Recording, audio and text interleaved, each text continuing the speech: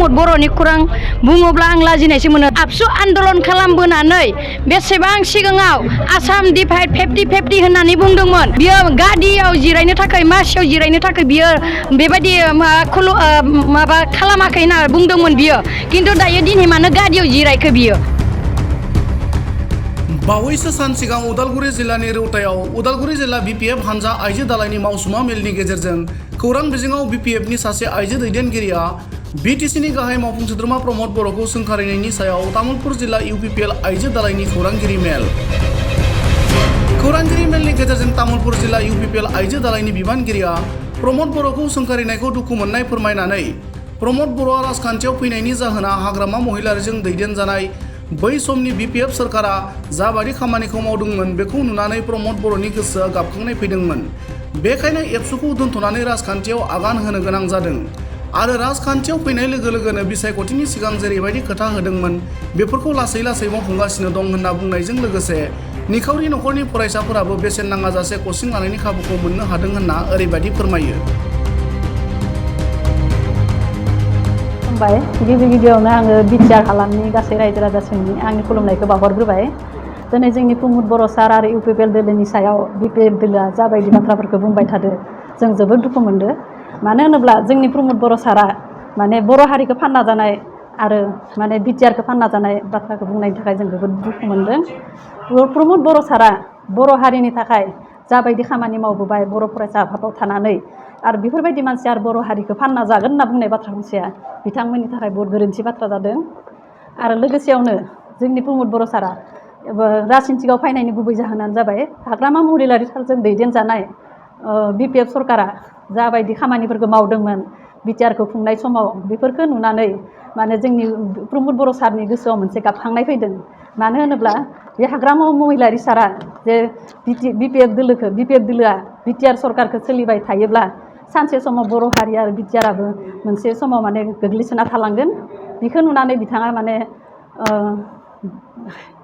माने दुखु मोननानै आरो बिथाङा बर' फरायसा आफादखौ दोनथ'नानैबाबो माने राजनितिकआव आगान होनो गोनां जादों। आरो राजनितिकआव फैनाय लोगो लोगोनो बिथाङा इलेक्सननि सिगाङाव जाबायदि बाथ्रा होदोंमोन बै बाथ्राफोरखौ दिनै लासै लासै मावफुंगासिनो दोङो। आरो ओमफ्राय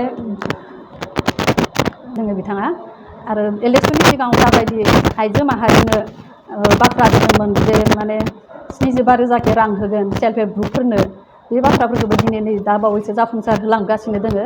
गिबियाव जोङो 25,000 रां होदों आरो बिनि उनाव आरो 25,000 मोनथाम स्टेप खालामनानै 75,000 रांखौ माने होनायनि थाखाय आखायाव लादों।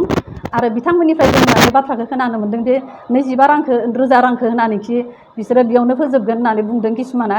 खिन्थु बे बाथ्राया नङा, जों मोनथाम स्टेप खालामनानै होनायनि थाखाय आखायाव लादों। आरो लोगोसेयावनो जोंनि प्रमद बर' सारा जोंनि बिटिआर ओनसोलाव गोग्लैसोना थानाय गोरिब गुन्द्रा नखरनि रोंगौथि गोनां फरायसा फरायसुलिफोरखौ माने आवगायलांहोनो थाखाय सोलोंथाइ बिथांखौ जौगाखांहोनायनि थाखाय बिथाङा माने बहुत मोजां खामानि आखायाव लादों।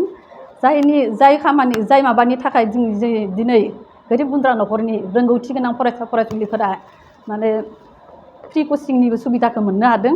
जाय कचिंनि गेजेरजों जोङो दिनै डक्टर इन्जिनियार IAS IPS जानायनि सिमां नुनाय बेफोरखौ माने जाफुंसार होनो हागोन होननानै आं सानो। आरो बेफोरबायदि कचिंखौ लानो थाङोब्ला दिनै गोबां फैसानि दरकार जायो, जायनि थाखाय माने जों गोरिब नखरनि बा गोरिब गुन्द्रा नखरनि मानसिफोरा माने गथ'फोरा गोसो थासेयावबो माने बेफोरखौ माने होनो हाया। बिनि थाखाय गथ'फोरा जाय अफिसार IPS UPSCनि माने कचिंखौ लानो थाङो बेफोरखौ माने हाया जायो। बेफोरबायदि मोजां माने आसुनि लासेयावबो माने अनसुंथाइ होसेयावबो जोंनि प्रमद बर' सारखौ जाबायदि बाथ्रा बुंदों UPPL दोलोखौ जाबायदि बाथ्रा बुंदों जों जोबोद दुखु मोनदों। बुंनो नाङा दिनै हाग्रामा महिलारिनि बाथ्राखौ बुंनो थाङोबाथ' जोंबो जेरैबायदि जोंनि प्रमद बर' सारखौ लासिं सिं होननानै बुंदो थिग तेनका जोंबो बुंनो थाङोबा हाग्रामा महिलारि सार बिथांखौबो जों लासिं सिं होनना बुंनो हायो। खिन्थु जों मानसि हिसाबै जों बुङाखैमोन। दिनै जोंनि प्रमद बर' सारखौ बेबायदि बुंनायनि थाखाय जों गोबारैनो मानसिफोरा गाज्रि मोनदों आरो दुखु मोनदों। आरो बर' माहारिनि बर' बिमा जानानै बेफोरबायदि बुंनायखौ जों मोजां मोनाखै।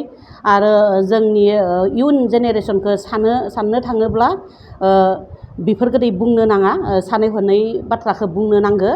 जोंनि चिफ प्रमद बर' सारा दाल' नङा गोबां बहुद बोसोरावलागै साननानै दङबा जोंनि हारिखौ माबोरै मोजाङै लांगोन जनगोष्ठीखौ माबोरै मोजाङै लांगोन दिनै जोंनि बिटिआर सुक्ति जानायनि उनाव प्रमद बर' सारा जेरैबायदि मोजां लामाजों आगान सुरबोदों रावदोबो नांलाय खमलाय गैयै मोजां साफ्रोमबो गासैबो जनगोष्ठीजोंनो मिलायनानै सोलिबोनो हानायखौ मावदों खिन्थु जों बिपिएफनि दिनाव बेसेबां गुन्दुगुल सोरबाबा जिउ गारनांदो सोरबाबा मोजां फरायसाफोरखौ सोरबा फुथारदों मोजां लिडारखौ फुथार जानायखौ नुनो मोन्दोंमोन न' खामनानै न' खावजानायखौ नुनो मोन्दोंमोन गुबुन हारिनि मानसिफोरजों बा पुलिसफोरजों जिनाहारि खालामबोनायखौ नुनो मोन्दोंमोन दा दिनै जोंनि बिटिआर सुक्ति जानायनि उनाव प्रमद बर' सारा बेसेबां गोजोन